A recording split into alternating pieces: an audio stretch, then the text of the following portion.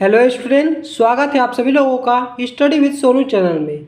इस वीडियो में हम लोग पढ़ेंगे class 9th new NCERT science describing motion around us exploration book का। तो आइए स्टार्ट करते हैं बिना देरी किए हुए। और इस चैप्टर को हम लोग कंप्लीट चैप्टर को एक ही वीडियो में पढ़ेंगे, तो आपको वीडियो को लास्ट तक देखना है। कंप्लीट थ्योरी आपकी इस वीडियो में कंप्लीट हो जाएगी। और नेक्स्ट वीडियो इसी चैप्टर का लाएंगे, उसमें हम लोग क्या करेंगे, इस चैप्टर के न्यूमेरिकल को कर रहे होंगे, क्योंकि इसमें क्या है, न्यूमेरिकल है। तो आइए स्टार्ट करते हैं बिना देरी किए हुए। सबसे पहले पढ़ लेते हैं मोशन यानी कि गति क्या होती है। तो motion is the change in the position of an object with time with respect to reference point, यानी कि किसी संदर्भ बिंदु रिफरेंस पॉइंट के सापेक्ष समय के साथ किसी वस्तु की स्थिति में परिवर्तन होता है तो उसे मोशन कहते हैं। यानी कि टाइम के अकॉर्डिंग किसी वस्तु में वेरिएशन देखने को मिलता है तो उसे क्या बोलते हैं, मोशन बोलते हैं। तो याद रखना है कि motion is the change in the position of an object with respect to the reference point, यानी कि किसी रेफरेंस पॉइंट के रिस्पेक्ट में किसी ऑब्जेक्ट के वेरिएशन में चेंज देखने को मिलता है तो उसी को हम लोग क्या बोलते हैं, मोशन यानी कि गति बोलते हैं। तो क्लियर हो गया होगा। एग्जाम्पल जैसे कि a person walking on road, एक व्यक्ति रोड पे टहल रहा है। अ मूविंग कार, एक चलती हुई कार, या अ फ्लाइंग एरोप्लेन, या उड़ती हुई एक एरोप्लेन। तो इससे आपको याद रखना है। तो की पॉइंट्स याद रखना है, पोजीशन चेंज विथ टाइम, यानी कि टाइम के रिस्पेक्ट में पोजीशन चेंज जरूर होगा। Are reference point necessary describing motion, यानी कि मोशन के लिए आपको रेफरेंस पॉइंट बनाना बहुत ज़रूरी है। SI unit distance is metre, यानी कि डिस्टेंस यानी कि दूरी को, गति की मतलब डिस्टेंस को किसमें मीटर, एसआई यूनिट हो जाएगी metre. SI unit of time कितने हो जाएगी, सेकेंड। क्लियर हो गया। एसआई यूनिट आपसे पूछी जाती है ऑब्जेक्टिव क्वेश्चन में, तो याद रखना है। अब हम बात करते हैं रेस्ट यानी कि विराम क्या होती है, विराम अवस्था क्या होती है। An object is said to be rest if its position does not change with respect to the reference point, अगर किसी रेफरेंस पॉइंट के रिस्पेक्ट में किसी ऑब्जेक्ट की मतलब वेरिएशन चेंज को देखने को ना मिले तो उसी को हम लोग क्या बोलेंगे, रेस्ट बोलेंगे। यदि किसी संदर्भ बिंदु के सापेक्ष समय के साथ किसी वस्तु की स्थिति में कोई परिवर्तन नहीं होता तो वह वस्तु विराम अवस्था में रहेगी। जैसे कि अगर हम रेफरेंस पॉइंट इस पेड़ को मान लें तो ये हमारा क्या है, घर है। और घर किसी इस रिस्पेक्ट पॉइंट के रिस्पेक्ट में मतलब ये घर अपनी पोजीशन को चेंज नहीं कर रहा है, जहाँ पे उसी तरह रुका हुआ है, तो इसी को हम लोग क्या बोलेंगे, रेस्ट बोलेंगे। क्लियर हो गया। Key point, position remains unchange, इसमें पोजीशन चेंज नहीं होती। Depends on the reference point, reference points पे डिपेंड करता है। A stationary object is at rest, मतलब जो स्टेशनरी ऑब्जेक्ट होगा वो रेस्ट पे होगा, आराम की स्थिति में होगा। तो ये पॉइंट आपको क्लियर हो गया होगा। अब हम बात करते हैं motion in a straight line. Straight line motion मतलब एक समान रेखा में गति क्या होती है, पहले जान लेते हैं definition. When an object moves along a straight path, जब कोई ऑब्जेक्ट एकदम स्ट्रेट पाथ यानी कि सीधी रेखा में गति करता है, it is said to be motion in a straight line, तो क्या कहलाता है, उसी सीधी रेखा में गति कहते हैं। जब कोई वस्तु सीधी रेखा में गति करता है तो उसे सीधी रेखा में गति कहते हैं। क्लियर हो गया। जैसे कि सीधी सड़क पर चलती हुई car, a car moving on a straight road, मतलब एक सीधी पाथ जो ट्रेवल करेगी उसी को हम लोग क्या कहेंगे, motion in a straight line कहेंगे। क्लियर हो गया। पॉइंट आपको याद रखना है, जैसे कि ये हमारा को अगर रेफरेंस पॉइंट हो गया, इसके इस साइड एकदम डायरेक्ट मतलब स्ट्रेट पोजीशन में चले जाएंगे तो ये हमारा क्या होगा, motion in a straight line होगा। तो the position of an object it's located with respect to the reference point at the given time, किसी वस्तु की स्थिति किसी संदर्भ बिंदु के सापेक्ष किसी निश्चित समय पर उसकी अवस्था को दर्शाती है। तो ये पॉइंट्स आपको याद नहीं रखने, मेन पॉइंट आपको बता दिया गया। अब हम बात करते हैं डिस्टेंस ट्रेवल्ड, यानी कि चली गई दूरी क्या होती है।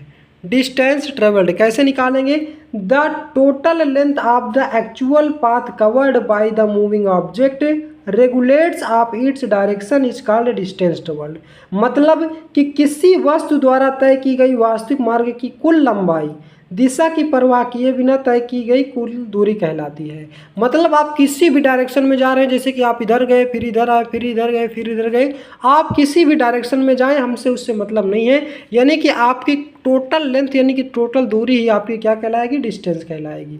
जैसे यहाँ पे देखिए एक ऑब्जेक्ट यानी कि आदमी है, वो पहले इस डायरेक्शन में 3 मीटर चलता है, फिर यहाँ से 4 मीटर क्या करता है, ऊपर की ओर चलता है, फिर लेफ्ट साइड में 5 मीटर चलता है। तो टोटल डिस्टेंस निकाला जाएगा कैसे, टोटल सभी को ऐड कर देंगे, 3 4 7 5 12 यानी कि 12, यानी कि टोटल कितनी डिस्टेंस इसने कवर कर ली, 12 मीटर। तो इस प्रकार से आपको टोटल डिस्टेंस कवर करेंगे।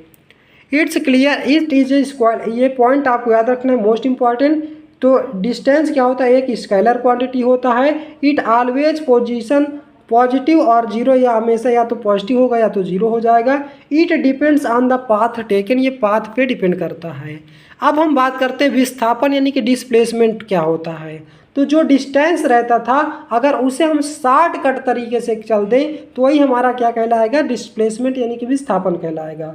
तो the shortest distance between the initial position and the final position of an object is in a given direction is called displacement, यानी कि किसी वस्तु की प्रारंभिक स्थिति और अंतिम स्थिति के बीच दिशा सहित सबसे छोटी दूरी को विस्थापन कहते हैं। जैसे इस फिगर में आप ध्यान से देखिए, हम क्या किए, पहले इस डायरेक्शन में गए, फिर इस डायरेक्शन में, फिर इस डायरेक्शन में, और हम यहाँ पे आकर के रुक गए, यहाँ से स्टार्ट किए थे। तो इतना घूम के हमें जाने की क्या ज़रूरत थी। अगर हम यहाँ से शॉर्टकट ऐसे ही चले जाएं तो यही हमारी क्या कहलाएगी, शॉर्टेस्ट डिस्टेंस कहलाएगी, यानी कि डिस्प्लेसमेंट कहलाएगी। तो क्लियर हो गया। तो शॉर्टेस्ट डिस्टेंस को ही क्या बोलते हैं, डिस्प्लेसमेंट यानी कि विस्थापन बोलते हैं। की पॉइंट्स याद रखना, it is a vector quantity, it has both magnitude and direction, it can be positive, negative और जीरो, ये पॉजिटिव भी हो सकता है, नेगेटिव भी हो सकता है, जीरो भी हो सकता है। It depends only the initial and final position, initial और फाइनल पोजीशन पे डिपेंड करता है। नेक्स्ट हमारा स्केलर क्वांटिटी अब क्या होता है। अभी जस्ट हमने पढ़ा है ना कि स्केलर क्वांटिटी कौन सा वेक्टर क्वांटिटी पे डिपेंड करता है, कौन स्केलर क्वांटिटी होती है। अब हम बात करते हैं स्केलर क्वांटिटीज यानी कि अदिश राशि क्या होती है। तो डेफिनीशन, ये डेफिनीशन आपसे पूछी नहीं जाएगी लेकिन आपकी जानकारी के लिए इंपॉर्टेंट है। A physical quantity which has only magnitude but no direction is called scalar quantity, वह भौतिक राशि जिसमें केवल परिमाण होता है, कोई दिशा नहीं होती, अदिश राशि कहलाती है। जैसे कि टेम्परेचर हो गया, मास हो गया, स्पीड हो गया, एनर्जी हो गया, ये सभी क्या हैं, अदिश राशि है, स्केलर क्वांटिटी है। तो क्लियर हो गया। It has only magnitude, size or amount, it has no direction, it is completely described by a number and unit, it is follow the rule of ordinary algebra। Example जैसे कि distance हो गया, speed हो गया, time हो गया, मास हो गया, energy, temperature, work, area, volume etcetera, ये सभी क्या होते हैं, हमारे स्केलर क्वांटिटी होते हैं। अब हम बात करते हैं वेक्टर क्वांटिटी यानी कि सदिश राशि किसे कहते हैं। तो आप physical quantity which has both magnitude and direction, ऐसी क्वांटिटी जिसके पास मैग्नीट्यूड एंड डायरेक्शन दोनों होता है उसे हम वेक्टर क्वांटिटी कहते हैं। वह भौतिक राशि जिसमें परिमाण के साथ साथ दिशा भी होती है उसे सदिश राशि कहते हैं। यहाँ पे आपके एग्जाम्पल्स हो जाएंगे विस्थापन डिस्प्लेसमेंट, वेलोसिटी वेग, फोर्स यानी कि बल, मोमेंटम यानी कि संवेग। तो यहाँ पे की पॉइंट आपको जरूर देख लेना है, it has both magnitude and direction, इसके पास मैग्नीट्यूड एंड डायरेक्शन दोनों होता है। Direction is important, completely describe, direction completely describe करने के लिए इंपॉर्टेंट होता है। It has represented by an arrow, arrow से रिप्रेजेंट करते हैं। It does not follow the rule of ordinary algebra, यह ऑर्डिनरी अलजेब्रा के रूल को फॉलो नहीं करता है। और इसके एग्जाम्पल जैसे डिस्प्लेसमेंट हो गया, वेलोसिटी हो गया, acceleration, force, momentum, weight, electric field, ये सभी क्या होते हैं, ये आपको याद रखना है, ये सभी क्या होते हैं, स्केलर को वेक्टर क्वांटिटी होते हैं। तो क्लियर हो गया। अब हम बात करते हैं एवरेज स्पीड यानी कि औसत चाल क्या होती है। तो the total distance travelled by N object divided by the total time taken is called average speed. तो किसी वस्तु द्वारा तय की गई कुल दूरी को समय से भाग देने पर जो मान प्राप्त होता है उसे हम औसत चाल कहते हैं। ये फार्मूला आपको याद रखना है, average speed is equal to total distance upon total time. तो ये पॉइंट आपको याद रखना है। अब यहाँ पे देखिए it is a scalar quantity, scalar quantity आपको बता दी गई है।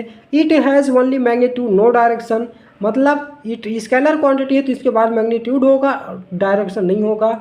यूनिट, एसआई यूनिट क्या हो जाएगी, मीटर पर सेकेंड हो जाएगी। It depends on total distance covered, it is always positive, negative और इट इज़ ऑलवेज पॉजिटिव और जीरो। तो याद रखना है फार्मूला यहाँ से, average speed equal to total distance upon total time. अब हम बात करते हैं एवरेज वेलोसिटी यानी कि औसत वेग क्या होता है। तो the total displacement of an object divided by the total time taken is called average velocity. Average velocity का फार्मूला आपको याद रखना है, total displacement upon total time. It is a vector quantity, it has both magnitude and direction, SI unit metre per second हो जाएगी। It depends on total displacement, it can be positive, negative और zero. If displacement is zero, average velocity is zero. अगर displacement zero होता है तो average velocity zero हो जाएगी। अब हम बात करते हैं एक्सीलरेशन क्या होता है, यानी कि त्वरण। Acceleration is the rate of change of velocity with time. समय के साथ वेग परिवर्तन की दर को त्वरण कहते हैं। आप सीधा सीधा बोल सकते हैं वेग परिवर्तन की दर को त्वरण कहते हैं। इसकी एसआई यूनिट क्या हो जाएगी, मीटर पर सेकेंड हो जाएगी, याद रखना है, मोस्ट इंपॉर्टेंट हो जाता है। एवरेज एक्सीलरेशन क्या होता है, तो the average acceleration is the change in velocity divided by the total time taken, यानी कि कुल समय में वेग में हुए गए कुल परिवर्तन को कुल समय से भाग देने पर प्राप्त मान को औसत त्वरण कहते हैं। तो यहाँ पे ये फार्मूला आपको याद रखना है, change in acceleration change in velocity upon total time. Change in velocity कैसे, final velocity minus initial velocity upon time taken, v2 minus v1 upon small t. It is a vector quantity, it's depend upon the change in the velocity. SI unit क्या हो जाएगी, metre per second square. Acceleration की unit याद रखनी है, metre per second, बहुत पूछी जाती है, metre per second square. Position time graph, तो आप position time graph is the graph which shows the position of an object at different instant of time. स्थिति समय ग्राफ वह ग्राफ होता है जो किसी वस्तु को विभिन्न क्षणों पर स्थिति को दर्शाता है। तो ये पॉइंट्स आपको याद रखना है, जैसे कि ये हमारा क्या है, टाइम हो गया, और ये हमारा क्या है, पोजीशन। इसको शो कर रहा है, जैसे कि यहाँ पे टाइम t1 टाइम में कितना डिस्टेंस कवर किया, पोजीशन x1, t2 में x2, t3 में x3, इसी तरह से t4 में x4। तो ये पॉइंट्स आपको याद रखनी है। Types of position time graph. Position time graph के भी 3 टाइप हो जाते हैं, स्ट्रेट लाइन, पैरेलल या straight line including to time axis या कर्व। तो पहला, जब कि मतलब टाइम कांस्टेंट होगा तो यहाँ पे जो ग्राफ बनेगा कैसे बनेगा, या ऐसे बनेगा, एकदम स्ट्रेट लाइन यानी कि पैरेलल में बनेगा। यहाँ पे टाइम नहीं यानी कि पोजीशन कांस्टेंट होगा तो ये ग्राफ देखने को मिलेगा। ऑब्जेक्ट हमारा किस में होगा, रेस्ट में होगा, और वेलोसिटी v की वैल्यू क्या होगी, जीरो। स्लोप इसका स्लोप कुछ नहीं बनेगा तो जीरो हो जाएगा। यहाँ पे देखिए पोजीशन चेंज यूनिफॉर्मली, यानी कि यूनिफॉर्मली पोजीशन चेंज हो रही है, और object moves with constant velocity, यानी कि कांस्टेंट वेलोसिटी से ऑब्जेक्ट क्या कर रहा है, मूव कर रहा है। तो यहाँ पे slope equal to constant equal to velocity हो जाएगी। और यहाँ पे position change not uniformly, velocity change, यहाँ पे पोजीशन चेंज नहीं हो रहा है, वेलोसिटी चेंज हो रही है। तो velocity change, slope is not constant, the slope gives instantaneous velocity. तो ये पॉइंट्स आपको याद रखने हैं। तो अब हम बात करते हैं kinetic equations for motion in a straight line with constant acceleration. Definition, the equation with which are used to describe the motion of the body in a straight line with constant acceleration is called kinetic equation। तो यहाँ पे आपको कुछ नहीं करना है, सीधा सीधा आपको ये पॉइंट्स आपको याद रखने, जैसे कि इनिशियल वेलोसिटी को इससे डिनोट करते हैं u से, फाइनल वेलोसिटी को v से, कांस्टेंट एक्सीलरेशन को a से, डिस्प्लेसमेंट को s से, और टाइम को t से। और ये फार्मूला आपको याद रखने, 3 फार्मूले आपको याद रखने यहाँ से, v equal to u plus a t, और s equal to u t plus half a t square, v square equal to u square plus 2as। ये 3 फार्मूले आपको याद रखना है, इन्हीं 3 फार्मूले से आपके न्यूमेरिकल सॉल्व किए जाएंगे। तो u क्या है, initial velocity, v final velocity, a acceleration, s displacement, t time हो जाएगा। तो क्लियर हो गया। अब हम बात करते हैं मोशन इन अ प्लेन। तो motion in a plane means the motion of a body in 2 dimension, the path of the body lies in a plane. तो समतल में गति का अर्थ है कि किसी वस्तु की ऐसी गति जिसमें वह 2 आयामों यानी कि लंबाई और चौड़ाई में गति करती है तथा उसकी पथ रेखा एक समतल में होती है। तो इसे आपको याद रखना है। फिर आ जाता है यूनिफॉर्म सर्कुलर मोशन। समान वृत्तीय गति क्या होता है। तो when a body moves along a circular path with constant speed, the motion is called uniform circular motion। अगर कोई बॉडी अगर कोई बॉडी सर्कुलर पाथ में मूव करती है और कांस्टेंट स्पीड से मूव करती है तो वो मोशन क्या कहलाएगा, यूनिफॉर्म सर्कुलर मोशन कहलाएगा। तो ये पॉइंट्स आपको याद रखना है। इसके बाद आपको यह आ जाता है फार्मूला का चार्ट। फार्मूला आपको यहाँ से याद रखना है, speed equal to distance upon time हो जाता है टू कैलकुलेट स्पीड या डिस्टेंस या time. Average speed equal to total distance upon total time. Velocity equal to displacement upon time हो जाएगा। एवरेज वेलोसिटी इक्वल टू हो जाएगा total displacement upon total time. Acceleration हो जाएगा change in velocity upon time. Average acceleration हो जाएगा final velocity minus initial velocity upon time. और ये फार्मूला याद रखना है, v equal to u plus a t, s equal to u t plus half a t square, v square equal to u square plus 2s या s equal to v u plus v into में t upon 2। तो ये भी सभी के सभी फार्मूले याद रखने हैं, जहाँ पे v क्या हो जाएगा हमारा initial velocity, u initial velocity, v final velocity, a acceleration, t time, s displacement, all units are SI unit. सभी के सभी की यूनिट क्या होगी, एसआई यूनिट में रखनी है। तो दोस्तों ये था हमारा 4th chapter class 9th new NCERT का, और बहुत ही कम समय में हमने इस चैप्टर को कंप्लीट किया, और नेक्स्ट वीडियो में हम लोग इसके न्यूमेरिकल्स को कवर कर रहे होंगे।